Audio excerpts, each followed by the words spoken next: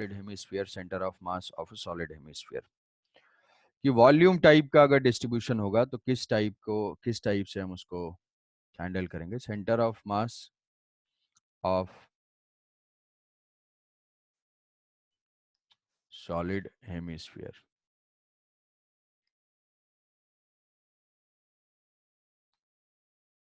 तो रिजल्ट के साथ साथ मोस्ट ऑफ द टाइम जो है वो रिजल्ट यूजफुल रहेगा, बट उससे कैसे अप्रोच करना है ये भी इंपॉर्टेंट है। सॉलिड हेमिस्फीयर है,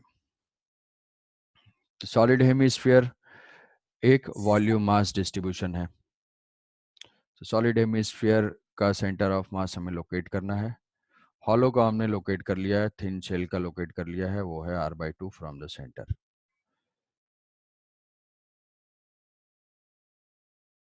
ये जो है सॉलिड हेमिस्फीयर है और सेंटर पे इसके ओरिजिन है x axis and y axis. Mass इसका टोटल मास है small m, total mass small m। मतलब इसी मटेरियल का अगर हम कंप्लीट स्फीयर फॉर्म करेंगे तो उसका मास क्या हो जाएगा, 2m होगा। कि हेमिस्फीयर का मास स्मॉल m है, 5 kg का है, तो फुल स्फीयर का मास 10 kg होगा।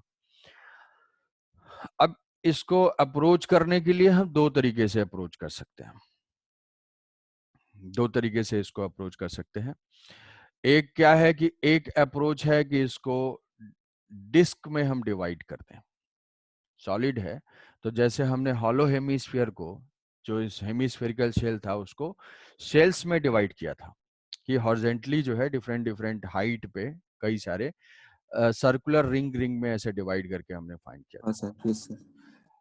दूसरा तरीका है कि इसको अगर हम वैसे ही रिंग एलिमेंट्स में डिवाइड करेंगे तो कैसा हमारा एलिमेंट बनेगा, रिंग बनेगा या डिस्क होगा। विजुलाइज करो थोड़ा सा। डिस्क होगा। डिस्क के शेप का होगा। अगर सॉलिड है, सॉलिड हेमिस्फीयर है, फुल मटेरियल पूरे वॉल्यूम में है, तो अगर हम इसको डिफरेंट हाइट पे अगर कट करते हैं तो वो हमेशा क्या बनेगा, सर्कुलर डिस्क टाइप का बनेगा। तो एक तो हम वैसे सर्कुलर डिस्क टाइप से इसको सॉल्व कर सकते हैं, एक तरीका वो है। दूसरा तरीका है कि हम इसके एलिमेंट को ऐसे भी विजुलाइज कर सकते हैं कि this hemisphere is a combination of thin hemispherical shells. बहुत सारे शेल्स को कंबाइन करके ये बना हुआ है। तो पहले ये वाला कर लेते हैं कि जैसे मान लो ये r रेडियस का मैंने एक शेल कंसीडर किया। ये शेल है, स्फीयर है, हेमिस्फीयर है, तो उसका जो एलिमेंट होगा वो एक शेल होगा और उसकी रेडियस r एज्यूम किया। उसकी रेडियस जो है r है और थिकनेस dr है। तो हमारा जो एलिमेंट है वो थिन हेमिस्फेरिकल शेल का है। इस हेमिस्फीयर को डिवाइड करने के दो तरीके हैं। एलिमेंट हमारा सर्कुलर डिस्क भी हो सकता है, जैसा कि शेल में लिया था रिंग टाइप का, और दूसरा है कि ये शेल टाइप का भी हो सकता है। इस शेल का जो रेडियस है वो r है और इस शेल की जो थिकनेस है वो dr है। अब ये यूनिफॉर्म है और यूनिफॉर्म फंक्शन जो है यूनिफॉर्म है, मतलब थ्रू आउट जो मास का डिस्ट्रीब्यूशन है सेम टाइप का है, तो हम इसको बोल सकते हैं डेंसिटी। वॉल्यूम मास डिस्ट्रीब्यूशन है ये, और वॉल्यूम मास डिस्ट्रीब्यूशन में हम उसको डिनोट करते हैं रो से, which is mass per unit volume, mass per unit volume. Mass. Density अगर फाइंड करना है तो डेंसिटी लिख भी सकते हैं कि जो इसका मास है m divided by 4/3 pi R cube total का, तो हेमिस्फीयर का हो जाएगा 2/3 पाई आर क्यूब, इसकी हो जाएगी डेंसिटी। तो अब ये हमारा एलिमेंट है, तो बेसिक जो फॉर्मूला है सिमेट्री से हम ये बता सकते हैं कि सेंटर ऑफ मास का जो है एक्स कोऑर्डिनेट तो 0 होगा, कि वाई एक्सिस के अबाउट सिमेट्रिक है। वाई एक्सिस के अबाउट सिमेट्रिक मान लो ऐसे जेड भी होगा, ऐसे जेड एक्सिस भी होगा। तो इसके सेंटर पे हमारा ओरिजिन है, तो अगर देखेंगे उस वाई एक्सिस के अबाउट पूरा मास जो है वो सिमेट्रिकली डिस्ट्रीब्यूटेड है। तो अगर वाई एक्सिस के अबाउट सिमेट्रिक है तो सेंटर ऑफ मास का X coordinate, centre of mass Y axis पे ही होगा, तो उसका एक्स कोऑर्डिनेट और जेड कोऑर्डिनेट क्या रहेगा, 0 रहेगा। तो सेंटर ऑफ मास का सिर्फ हमें वाई कोऑर्डिनेट फाइंड करना है, तो ऐसे बोल सकते हैं कि जेड सेंटर ऑफ मास 0 और x centre of mass 0। 3 sir dimension. ये एक बार रिपीट कीजिए ना, क्यों एक्स और जेड वो 0 आ रहा है? कि जो हेमिस्फेरिकल है, हेमिस्फीयर है, ये हेमिस्फीयर वाई एक्सिस के अबाउट सिमेट्री है। इसको हम ऐसे लिख सकते हैं, it is axis of symmetry, axis of symmetry. तो उस वाई एक्सिस के अबाउट अगर देखेंगे, जो वर्टिकल वाई एक्सिस है, मान लो टॉप से कोई दिखेगा तो उसको सेम टाइप का मास डिस्ट्रीब्यूशन वाई एक्सिस के चारों तरफ मिलेगा। तो अगर Y axis axis of symmetry है तो centre of mass Y axis पे ही लाई करना है, और वाई एक्सिस पे जो भी पॉइंट होगा उसका जेड कोऑर्डिनेट और एक्स कोऑर्डिनेट क्या रहेगा, जीरो। तो इसीलिए जेड सेंटर ऑफ मास भी जीरो और एक्स सेंटर ऑफ मास भी जीरो होगा। तो अल्टीमेटली हमें फाइंड करना है सिर्फ वाई सेंटर ऑफ मास।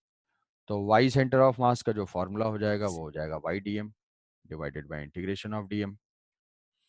तो इसमें पॉइंट क्या है कि जो डीएम है हमारा एलिमेंट है, उस एलिमेंट का सेंटर ऑफ मास है वाई। यहाँ पे हमारा एलिमेंट कैसा है, थिन शेल है, ये जो है एलिमेंट है थिन शेल।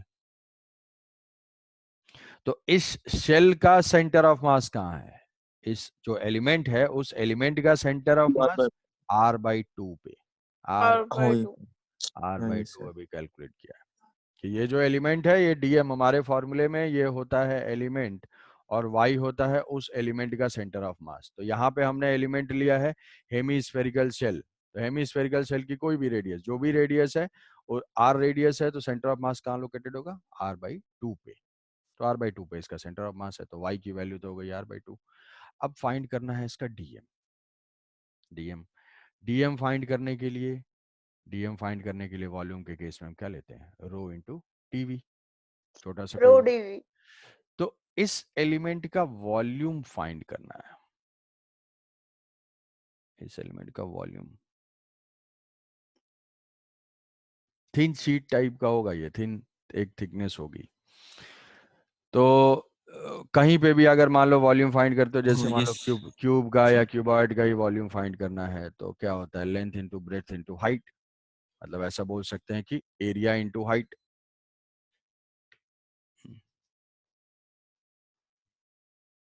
ठीक है, सुन पा रहे हो अभी, एरिया इंटू हाइट। तो एरिया, यस सर। तो यहाँ पे कोई बता सकता है कि कैसे वॉल्यूम क्या होगा, एरिया इंटू हाइट। नॉर्मल हम वॉल्यूम फाइंड करते हैं तो length into breadth into height, या उसको बोल सकते हैं कि एरिया, और एरिया के ऊपर कितना हाइट हमने इंक्रीज किया उससे आ जाएगा टोटल वॉल्यूम। तो यहाँ पे तो ये टोटल सरफेस एरिया है, तो जो डीवी होगा, DV is equal to surface area. Surface area total sphere का हो जाएगा 4πr², हेमी स्फीयर का हो जाएगा 2 2πr। Pi are square 2πr² area into जो उसकी थिकनेस है into D height R. Into D R. यार तो ये हो जाएगा यस इसका sir. 2πr² into D R. Two sir pi यहाँ आर पे स्क्वायर इंटू सरफेस का वॉल्यूम फार्मूला डायरेक्ट यूज नहीं कर सकते किसका, सर? स्पेयर का क्या कौन सा फार्मूला, सर, सेमी स्पेयर का 2/3 पाई आर क्यूब। टोटल पूरे में वॉल्यूम है 2/3, 2/3 sir pi semi R. Sphere. Semi sphere क्या होता है ये टोटल वॉल्यूम है, वो तो पूरा वॉल्यूम देगा ना। मटेरियल कितने में, मटेरियल इस थिन लेयर में है केवल। 2/3 πr³ पूरा वॉल्यूम देता है। अरे समझ रहे हो, यस सर। ये पूरा वॉल्यूम आ जाएगा ना। पूरा वॉल्यूम थोड़ी है, जितने में मटेरियल है, जो जितनी थिकनेस है केवल उतना ही, उस टाइप का। Yes sir. Yes sir. तो तो ये थिकनेस जितने में, पूरे में मटेरियल नहीं है पूरे वॉल्यूम में, सिर्फ इतने पोर्शन में है। डीआर की जो लेयर है, एक थिन लेयर है, हेमिस्फेरिकल बना हुआ है, तो उसके जो थिन लेयर है उस लेयर में ही सिर्फ मास है, मतलब हमें उतना ही वॉल्यूम चाहिए। तो उतना वॉल्यूम हम निकाल सकते हैं सरफेस एरिया इंटू हाइट या इंटू विड्थ या इंटू थिकनेस।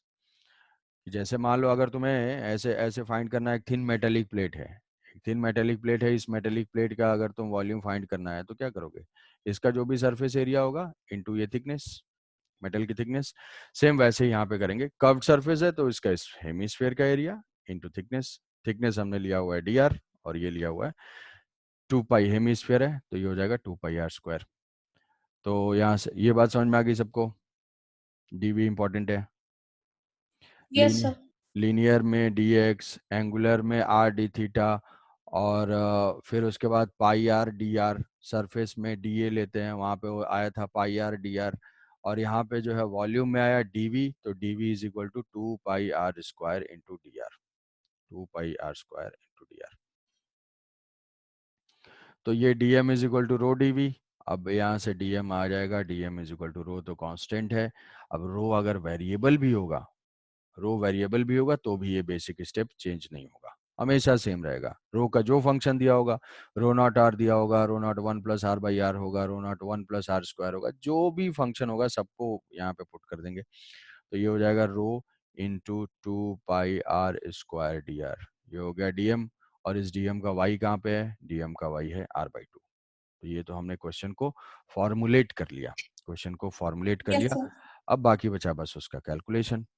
तो कैलकुलेशन वाई सी एम में वैल्यूज पुट कर देना है। Y is equal to r/2 into d m is equal to mass per rho into d v is equal to 4 pi r² into D r, divided by total, divided by integration of D m. Integration of D m को भी वैसे लिख लेंगे। तो ये हो जाएगा r/2 into rho into 2 pi r² divided by, ये हो जाएगा रो इंटू 2 पाई r² और r की वैल्यू कहाँ से कहाँ वेरी करेंगे सो दैट कि हमारा टोटल हेमिस्फीयर कवर हो जाए। r की वैल्यू कहाँ से कहाँ वेरी करेंगे, फ्रॉम जीरो से R, zero to capital R, R. From zero to to r. Capital. कि जीरो पे होगा तो ये जो हेमिस्फीयर होगा वो छोटा हो जाएगा, फिर धीरे धीरे रेडियस बढ़ाते जाएंगे तो इस हेमिस्फीयर का साइज बढ़ते बढ़ते फाइनली आउटर सरफेस तक चला जाएगा। तो r वेरिएबल है and r is varying from zero to capital r, ये हो जाएगा zero to capital r, zero to capital r, ये होगा हमारा YCM। अब जो कांस्टेंट टर्म है उनको इंटीग्रेशन से बाहर ला सकते हैं और बाहर ला के कैंसिल कर सकते हैं, तो ये rho into 2 pi cancel out हो जाएगा। तो यहाँ से रो इंटू 2 पाई, ये हो जाएगा r³/2 dr डिवाइडेड बाई, ये हो जाएगा r²dr, ये 0 to r, ये 0 to r, rho into 3r/8 आ जाएगा। तो ये कैंसिल आउट होगा। राइट। तो ये 1/2, फिर से यहाँ पे कांस्टेंट है, r³ का इंटीग्रेशन r4/4 लिमिट्स पुट कर, r4/4 और डिवाइडेड बाई, और ये हो जाएगा r³/3 हो जाए। r3/3। तो ये होगा लिमिट्स पुट करने के बाद r³/3, ये कैंसिल आउट होगा, तो ये आ जाएगा finally 3r/8। y centre of mass is equal to 3r/8। तो सॉलिड हेमिस्फीयर होगा, सॉलिड हेमिस्फीयर होगा तो उसका centre of mass, solid hemisphere का सेंटर ऑफ मास ये होगा 3r/8 from the base, base से 3r/8 पे। ऐसे डायरेक्ट क्वेश्चंस आ सकते हैं, सॉलिड हेमिस्फीयर का सेंटर ऑफ मास हाँ कहाँ लाई सॉलिड, करता है? सॉलिड हेमी सॉलिड नहीं, ये ऐसे क्वेश्चन नहीं आएगा कि सॉलिड हेमिस्फीयर का सेंटर ऑफ मास कहाँ लाई कर सकता है। क्वेश्चन कुछ ऐसे आ जाएगा कि दो दो हेमिस्फीयर हैं अलग अलग मास के, एक m है और एक 2m है, उसका सेंटर ऑफ मास कहाँ पे लोकेटेड होगा। ठीक है, तो जैसे हमने कंपोजिट सिस्टम में मान लो कि ऐसा टाइप का कुछ दे दिया कि दो हेमिस्फीयर हमने ज्वाइन कर दिए हैं, दो हेमिस्फीयर ज्वाइन किया हुआ है यहाँ पे, और इसका हाफ जो है, एक का मास m है और दूसरे का मास जो है 3m है। कुछ दिया हुआ है कि ऐसा है कोई टॉय है जिसमें ऐसा बना हुआ है, तो इसका जो है सेंटर ऑफ मास लोकेट करो। तो ये तो हमारा कंपोजिट सिस्टम का क्वेश्चन हो गया। इस कंपोनेंट का सेंटर ऑफ मास हम जानते हैं, इसका इसके 3r/8 पे होगा, इसका इसके 3r/8 पे होगा, और m1 plus m2 divided by m1 plus m2 करके फाइंड कर लेंगे। ठीक है, तो डायरेक्टली नहीं आएगा, कुछ कंपोनेंट्स कंबाइन करके आएंगे कि कहाँ पे है सेंटर ऑफ मास, जो कि जिसको कि हम कंपोजिट वाले से अटेम्प्ट करेंगे। तो ओवरऑल अगर सारे सेंटर ऑफ मास को, अब अगर किसी को अटेम्प्ट करना है, और अल्टरनेट मैं बता देता हूँ, अल्टरनेट एक बार इसको अटेम्प्ट करना, नहीं होगा तो इसको डिस्कस कर लेंगे डिस्क वाले अप्रोच से। डिस्क वाले अप्रोच से सॉल्व करोगे तो थोड़ा सा मेंटल एक्सरसाइज के लिए,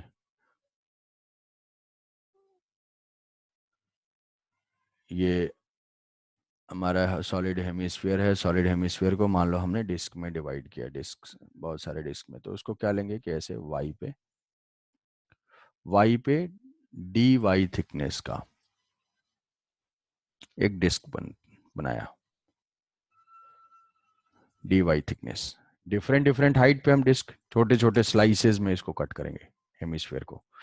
तो कट करेंगे तो dy, जैसे केक में लेयर्स होती हैं उस टाइप से अलग अलग डिफरेंट डिफरेंट लेयर्स होंगे। तो हम एक थिन डिस्क लेंगे यहाँ से जिसकी विड्थ हो जाएगी dy। अब डिस्क जो फॉर्म हुआ है, डिस्क फॉर्म हुआ है, उसमें हमें बस सोचना इतना है y क्या होगा और dm क्या होगा, क्योंकि y centre of mass find करना है। तो y सेंटर ऑफ मास में y dm divided by integration of dm। तो हमें ये सोचना है कि भाई y की वैल्यू क्या पुट करेंगे और dm क्या पुट करेंगे, बाकी है कैलकुलेशन। तो अब ये जो डिस्क फॉर्म हुआ है, ये एक डिस्क फॉर्म हुआ है, उस डिस्क की बहुत स्मॉल है, तो ये नहीं सोचना है कि ये हाइट क्या होगी, थिन है, बहुत ही थिन है, तो ऑलमोस्ट इस टाइप का होगा ये। इसकी जो छोटा सा एक सिलेंडर टाइप का बनेगा ये dy। और यहाँ पे ये जो डिस्क बना हुआ है, उस डिस्क की रेडियस होगी ये, उस आर डिस्क cos थीटा उसकी आर रेडियस, cos ये स्मॉल आर हो जाएगी इसकी रेडियस। और जैसे जैसे ये डिस्क ऊपर शिफ्ट होगा, रेडियस डिक्रीज होती जाएगी। तो इस रेडियस की वैल्यू कहाँ से कहाँ चेंज हो रही है, इस रेडियस की वैल्यू जीरो से, जीरो कब होगा, जब टॉप पे होगा, ऊपर और फिर बिल्कुल Yes, अगर sir. नीचे आएगा तो ये कैपिटल आर। आर तो आर की R. वैल्यू जीरो से आर चेंज हो रही है, तो ये जो ये स्मॉल आर है और ये हमारा dy है। अब यही हमारा एलिमेंट है। क्या इस एलिमेंट का जो है मास बता पाओगे, इस एलिमेंट का मास ये कितना, कोई बता हाँ सकता है, रो सब into D. So pi r square into dy. हाँ, हाँ रो yes rho into DV, DV हो जाएगा सिलेंडर टाइप का है, सिलेंडर है ये, पाई हाँ, R sir. Square into D Y, Into dv. Into D Y. अब यहाँ पे देखो आर भी वेरिएबल है और ये भी वेरिएबल है, आर भी वेरिएबल है और वाई भी वेरिएबल है, दो वेरिएबल है। तो इंटीग्रेशन में हमको एक वेरिएबल में कन्वर्ट करना होगा। तो कन्वर्ट करने के लिए एक अप्रोच यूज कर सकते हैं, R cos theta sine theta वाला, वहां से हाँ यस सर वही वो बोलने वाला था वो कर सकते हैं, या फिर यहाँ से जो है पाइथागोरस अप्लाई कर सकते हैं कि R square plus Y square is equal to R square, ऐसा करके कर सकते हैं इसको।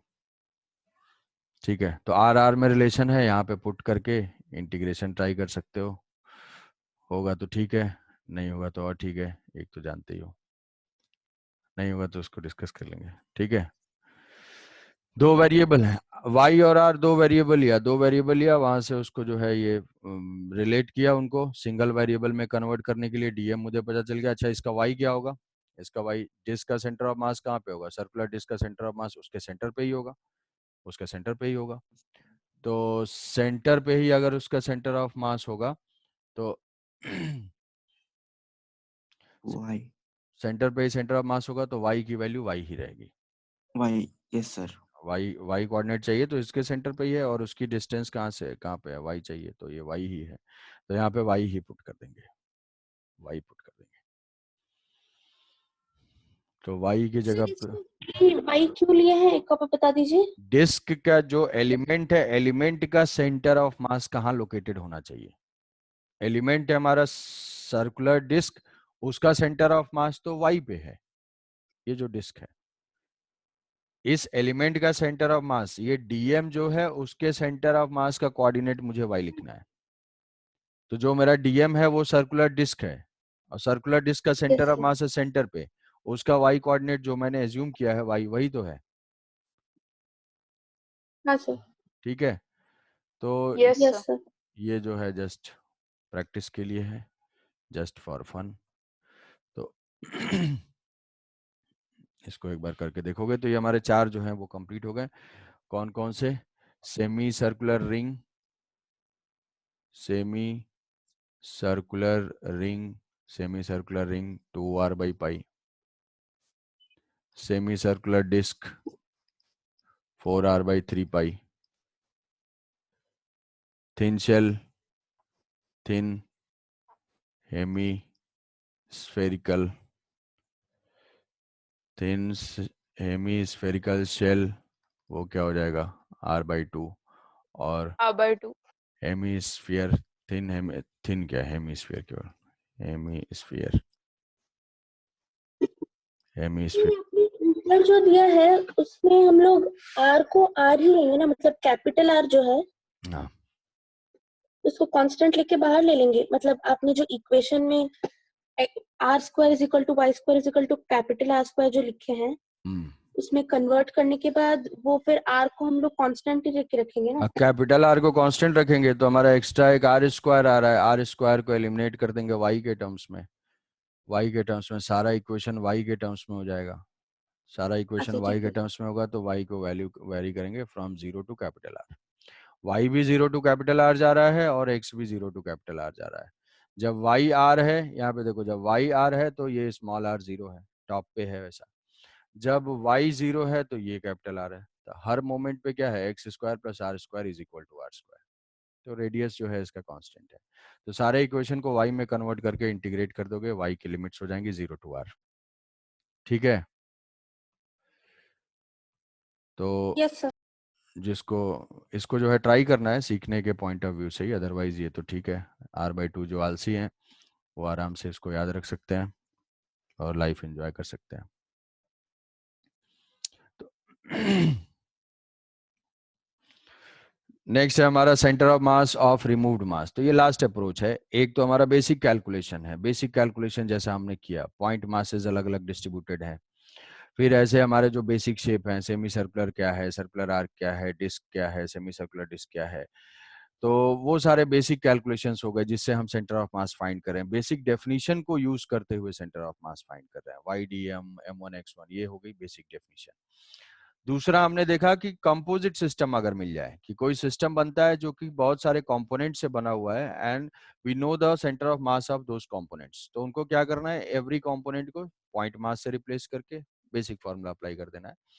अब ये नेक्स्ट और लास्ट एंड इंपॉर्टेंट अप्रोच है कि centre of mass of removed mass cases. ऐसे क्वेश्चन आने के बहुत ही हाई चांसेस हैं और आते भी हैं अ, क्योंकि अगर सेंटर ऑफ मास कैलकुलेट करने के लिए स्पेसिफिकली आ रहा है तो ज्यादा चांस है कि वो कंपोजिट वाला आए या फिर ये आए। तो इसमें भी centre of mass of removed mass cases, removed mass cases,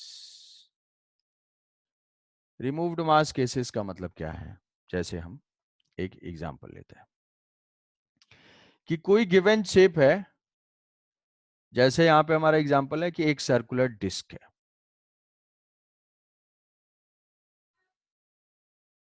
circular disc, ये जो है डिस्क, इस डिस्क में से एक स्मॉल सर्किल जो है वो रिमूव कर दिया गया, यहां से कट करके इसको यहां से रिमूव कर दिया गया और वो जो सर्किल है वो जस्ट सेंटर से पास हो रहा है,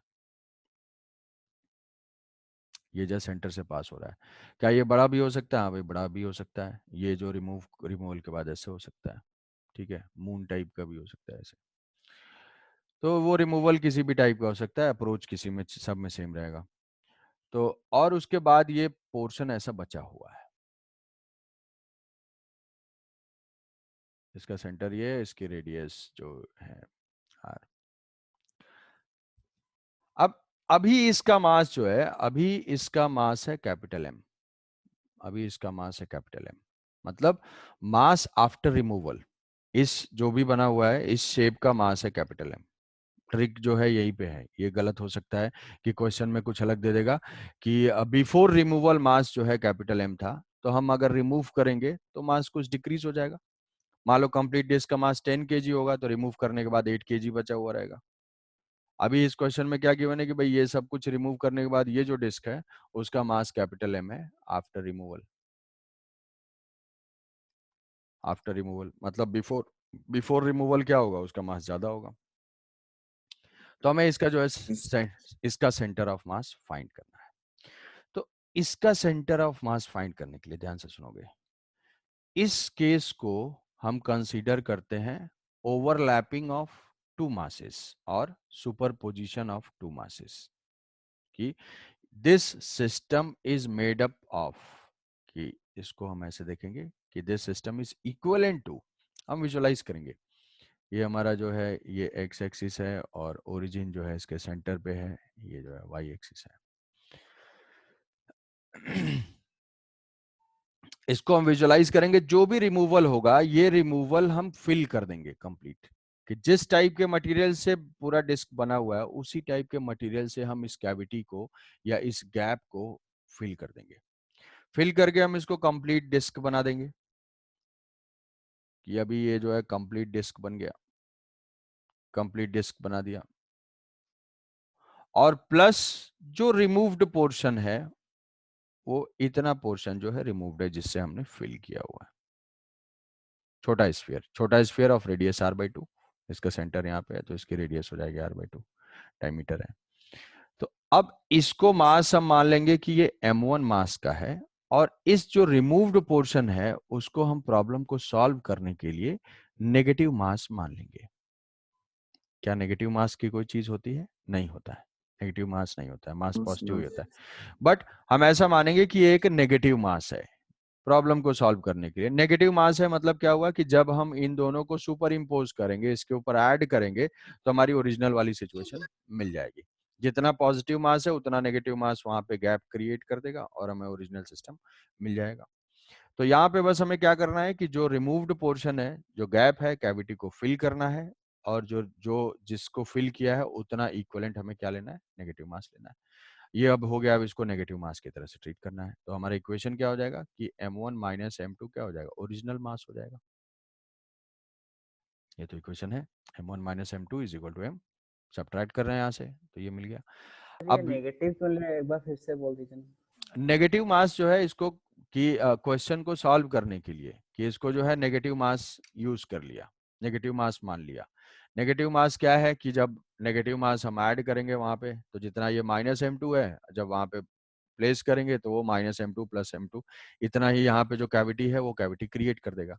इस एरिया में जितना हमने फिल किया है, यहाँ पे एक्स्ट्रा हमने मटेरियल लगाया ना, जहाँ पे पहले कैविटी थी उसको फिल कर दिया। अब जब दोनों ही डिस्क को ओवरलैप करेंगे तो वहां का पॉजिटिव मास और ये नेगेटिव मास मिलके हमें ओरिजिनल सिस्टम मिल जाएगा। तो original system yes sir. Unchanged रहे इसलिए हमने इसको क्या मान लिया? नेगेटिव मास मान लिया। ठीक है, यस सर। अब ये दो कंपोनेंट बन गए, दो कंपोनेंट बन गए तो तुम्हें इसको कैसे सॉल्व करना है? इसको जैसे सॉल्व करते थे कि इन दोनों का क्या सेंटर ऑफ मास पता है भाई? हाँ, इन दोनों कंपोनेंट्स का सेंटर ऑफ मास मुझे पता है। तो जो रेफरेंस होगा, जो कोऑर्डिनेट होगी, उस कोऑर्डिनेट को पहले लोकेट कर दोगे कि कोई भी कोऑर्डिनेट लिखने में गलती ना हो, कि ये हमारा कोऑर्डिनेट एक्सिस जो है इसके बड़े वाले डिस्क के सेंटर पे था और छोटे वाले के इस पॉइंट पे है। कोऑर्डिनेट में कोई मिस्टेक ना करो क्योंकि कोऑर्डिनेट दोनों के लिए सेम है, कोऑर्डिनेट एक्सिस, कोऑर्डिनेट सिस्टम। तो इसके लिए इसका सेंटर ऑफ मास अब हमारा कंपोजिट में जैसा था, कंपोजिट में यहाँ पे बस दो कंपोनेंट हैं, ये जो है 0 0, और यहाँ पे क्या होगा? इसका सेंटर ऑफ मास कहाँ लोकेटेड होगा? यहाँ पे, जिसका x कोऑर्डिनेट हो जाएगा 0 और y coordinate, sorry x coordinate r/2 and y coordinate 0। ठीक है, अब same it,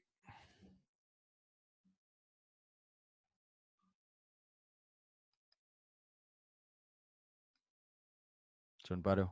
same he type का मटेरियल, सेम ही टाइप का मटेरियल यूज हुआ है। तो ये किस टाइप का मास डिस्ट्रीब्यूशन है भाई? सरफेस मास डिस्ट्रीब्यूशन है, प्लेट टाइप का है। तो प्लेट टाइप का है तो इसका मास क्या होगा? Mass per unit area into area. Fill किया तो इसका मास कितना हो जाएगा? Sigma, same material same type से फिल किया है तो mass per unit area into area pi are square. क्यों? क्योंकि ये डिस्क है। m2 का मास कितना होगा? m2 की जो वैल्यू होगी वो कितनी होगी? Mass per unit area into area pi r/2 का होल स्क्वायर, रेडियस है इसकी r/2। ठीक है, ये दोनों के मास की वैल्यू होगी। ये बात समझ पा रहे हो? सेम ही मटेरियल यूज हुआ है यस सर। तो जो मास पर यूनिट एरिया यहाँ पे होगा वही मास पर यूनिट एरिया यहाँ होगा। तो जब डिस्क कंप्लीट कर देंगे तो ये मास हो जाएगा m1 sigma pi are square, sigma into pi are square, I हो जाएगा सिग्मा इंटू दिस। अगर ये स्फीयर होता, वॉल्यूम मास डिस्ट्रीब्यूशन होता तो रो कंसीडर करते हैं यहाँ पे, rho into volume, rho into volume. But ये क्या है? डिस्क है तो क्या हो जाएगा? Surface area. अब इसके बाद कुछ करना नहीं है, कुछ तो करना ही है, यहाँ पे पुट कर देंगे। वाई सेंटर ऑफ मास क्या हो जाएगा? वाई सेंटर ऑफ मास तो 0 होगा, इस एलिमेंट का भी 0 है। देखो इस एलिमेंट का भी वाई सेंटर ऑफ मास 0 है और इसका भी 0 है, तो Y centre of mass is equal to m1 y1 minus वो नेगेटिव मास है minus m2 y2 divided by m1 minus m2। जैसे हम कौन सा सॉल्व करते थे कंपोजिट सिस्टम में, तो ये दोनों 0 0 है, तो वाई सेंटर ऑफ मास 0 है। वाई सेंटर ऑफ मास 0 हम किससे बता सकते हैं? सिमेट्री से भी बता सकते हैं। कैसे? कि इस एक्स एक्सिस के अबाउट तो ये मास जो है सिमेट्रिकल है। सिमेट्रिकल है मतलब सेंटर ऑफ मास जरूर एक्स पे ही होना चाहिए, कहीं पे होगा। तो जब centre of mass x axis पे ही होगा तो उसका वाई कोऑर्डिनेट क्या होगा? 0 होगा। तो वाई कोऑर्डिनेट हम 0 बता सकते हैं, या यहाँ से वैल्यूज कैलकुलेट करेंगे तो भी 0 आ जाएगा। एक्स फाइंड करना है, X centre of mass is equal to m1 x1 minus m2 x2 minus m2 x2 divided by m1 minus m2। तो इस फॉर्मूले को थोड़ा सा याद रखने के लिए ऐसे लिख लूंगा कि m1 क्या लिया है? Sigma into a1 x1 sigma into a2 जो दूसरा है area into x2 divided by sigma into a1 minus sigma into a2। Sigma sigma cancel, तो ये फॉर्मूला हो जाएगा a1 x1, हम एरिया से डायरेक्ट वर्क कर लेंगे क्योंकि सेम टाइप का, a2 x2 divided by a1 minus a2। अब कोऑर्डिनेट पुट कर दो भाई। a1 जो है बड़ा डिस्क है, बड़े डिस्क का जो एरिया है वो तो पाई आर स्क्वायर है, उसका सेंटर कहाँ पे है? 0 पे। माइनस छोटा एरिया है वो है pi are square by 4 a2 minus centre कहाँ पे है उसका? सेंटर है r/2 पे divided by a1 minus a2, तो ये हो जाएगा पाई आर स्क्वायर बाई 4। देखो डिस्कनेक्ट होगा, रिकनेक्ट करोगे pi are square minus pi are square by 4। तो ये इक्वेशन हो जाएगा pi are square by 4 into r/2 divided by 3 pi are square by 4। Pi are square by 4 cancel out हो जाएगा, ये वैल्यू आ जाएगी -r/6। मतलब x centre of mass is equal to -r/6 and y centre of mass is equal to 0। मतलब centre of मास अभी हाँ sir ये कोई कंपोजिट सिस्टम के लिए भी एप्लीकेबल है? वो जो आपने जो ऊपर में फॉर्मूला कहा था m1 x1 minus m2 x2 वाला। हाँ वहाँ भी कर सकते हैं बिल्कुल, वहाँ पे भी m1 x1 plus m2 x2 करते हैं। अगर कुछ दिया हुआ नहीं, सिग्मा तो अल्टीमेटली जो भी लेते हैं वो कैंसिल आउट हो जाता है। सिग्मा लेते हैं तो वही इक्वेशन जो है एरिया के टर्म्स में भी रिड्यूस हो जाएगा बिल्कुल। हाँ सर। तो इसका सेंटर ऑफ मास नेगेटिव में है -r/6 हो जाएगा यहाँ पे इधर। और ये चीज हम रियलाइज कर सकते हैं कि भाई जहां